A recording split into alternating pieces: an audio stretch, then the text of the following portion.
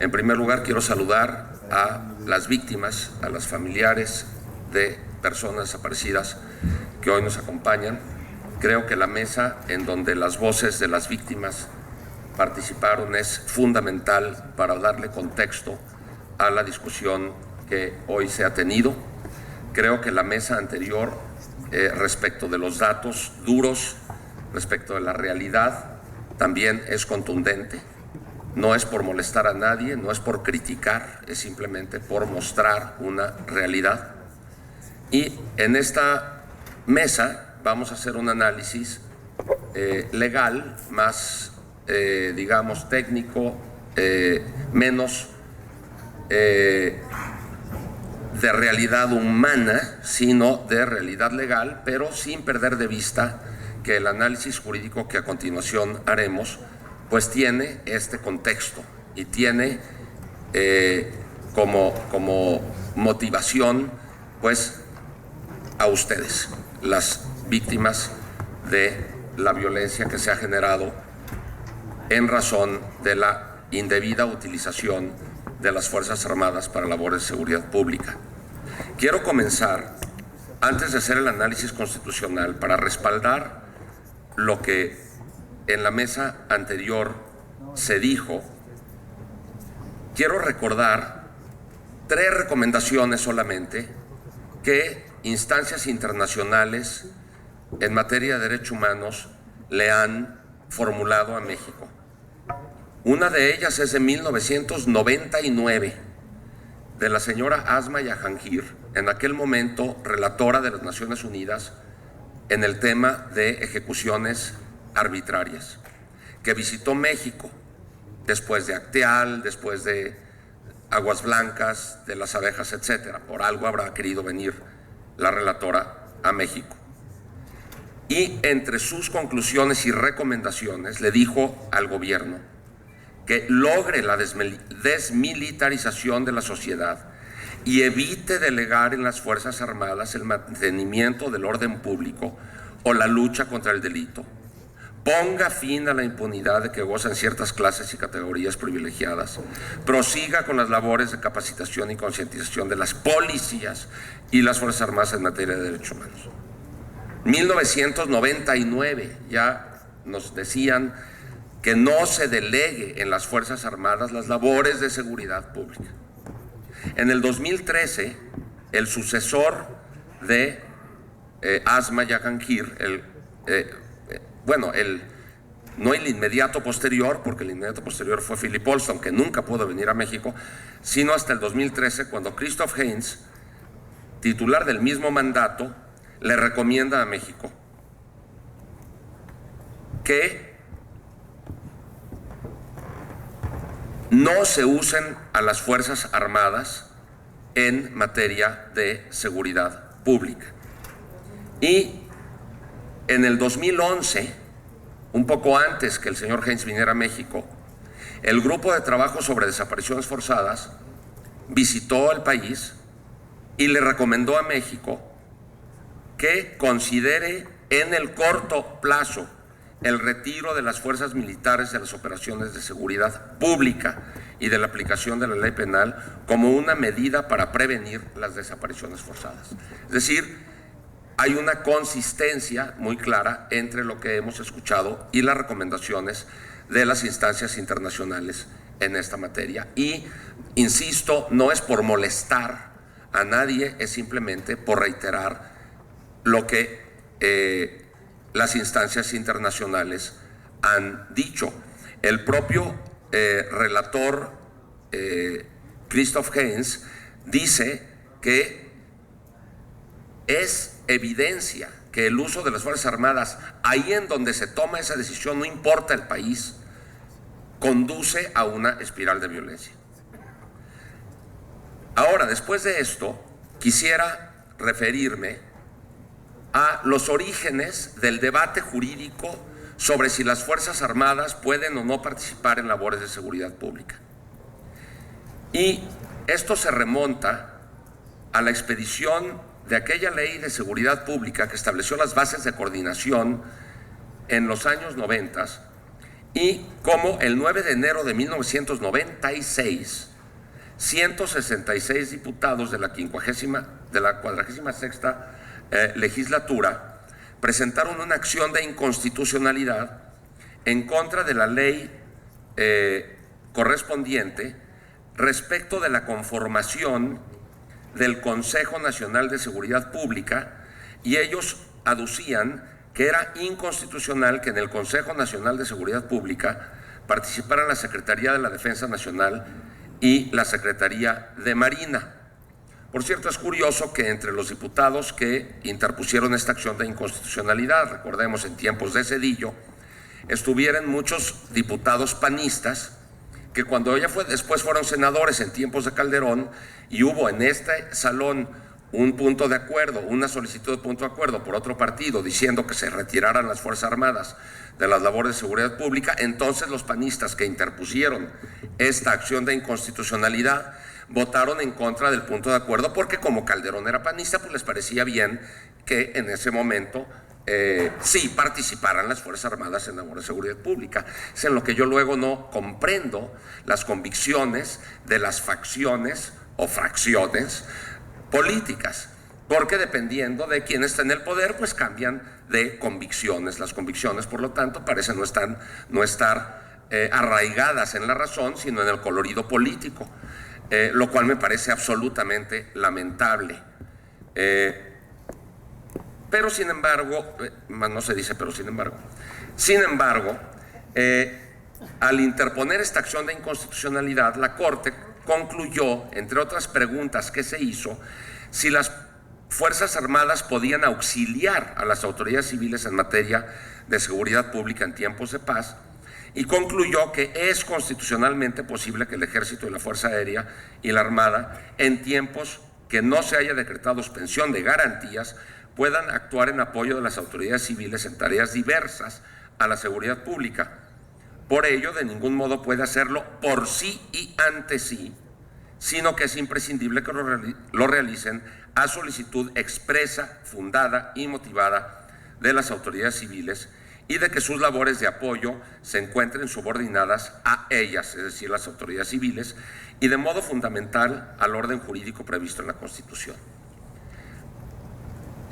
Dicho sea de paso, parece que las iniciativas de seguridad interior que están a consideración no respetan acaso este indicativo que hace la Corte de que actúen siempre en auxilio de la autoridad civil y subordinadas a la autoridad civil y no ante sí y por sí. Pero lo interesante de esta sentencia de la Corte es que comete, en mi opinión, y lo digo de manera respetuosa, dos errores fundamentales. En primer lugar, ella cree que las Fuerzas Armadas sí pueden participar en labores de seguridad pública porque el artículo 21 constitucional entonces vigente decía, como lo dice todavía actualmente, que la seguridad pública es función y responsabilidad del Estado mexicano en su conjunto. Pero dice la Corte, y no solo de las autoridades policíacas o del Ministerio Público. Y que el artículo 21 no señala ninguna dependencia y organismo ni para incluirlos ni para excluirlos, sino que eso lo dejó al legislador ordinario.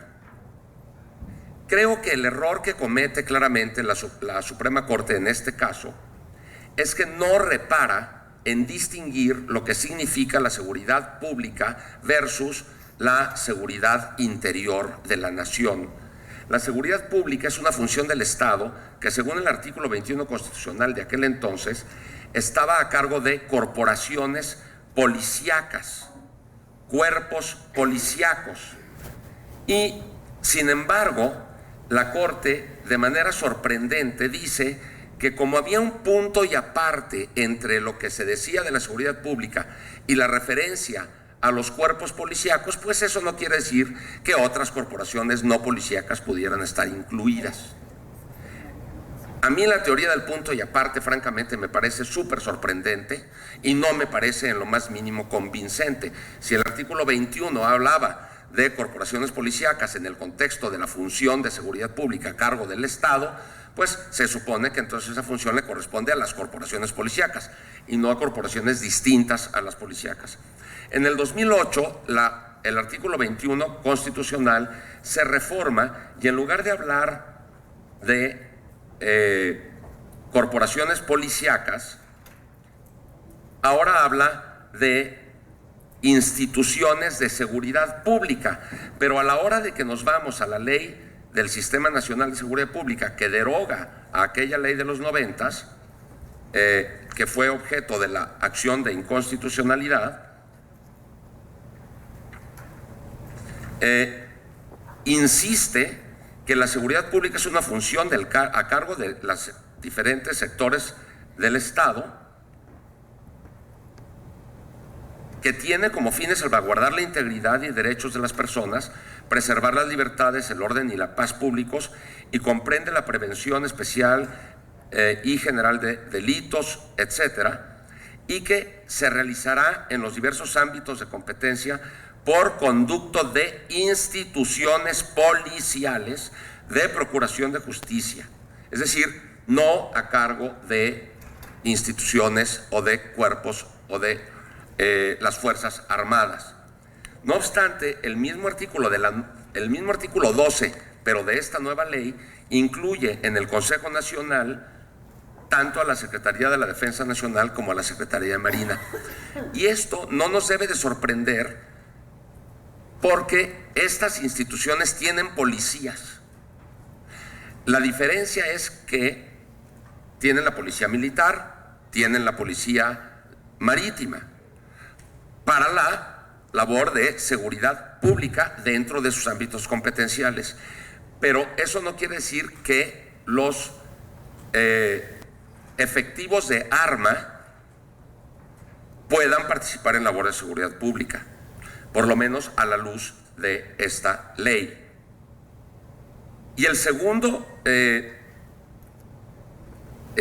decir, la confusión en la que incurre la Suprema Corte de Justicia es confundir el término seguridad interior de la nación, contenido en el artículo 89 de la Constitución respecto de las facultades del presidente de la República, con el concepto de seguridad pública, porque la seguridad interior de la nación